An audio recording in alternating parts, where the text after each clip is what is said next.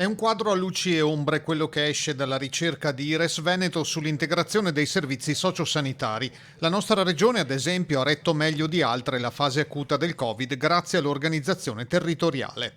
Con questo modello, che è il modello su cui devono innescarsi le strutture intermedie e poi anche le strutture residenziali sul territorio, va consolidato, non va perso, quindi senza seguire modelli che ad esempio hanno portato altre regioni ad avere risultati non particolarmente buoni, ma va invece consolidato, rafforzato. Rispetto alla media italiana, ancora troppi giorni di ricovero in ospedale e gli accessi in codice bianco al pronto soccorso.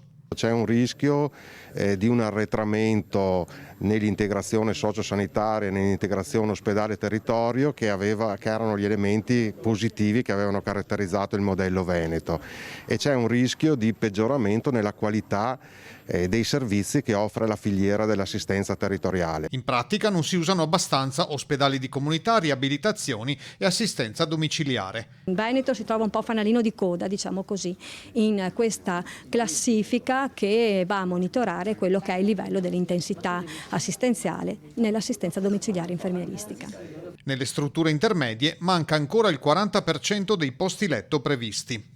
Questa riorganizzazione dei posti letto ospedalieri doveva essere all'interno della regione contestuale ad un aumento dei posti letto a livello territoriale, il che, ripeto, è avvenuto soltanto parzialmente. La situazione è migliore nelle ULSS 1, 2, 3 e 5, più carente altrove. Poi mancano e mancheranno medici di base, 155 in meno negli ultimi 3 anni. Il motto meno ospedale più territorio rischia purtroppo di rimanere solo sulla carta. È sul territorio, sulla filiera territoriale che noi abbiamo le difficoltà più grandi.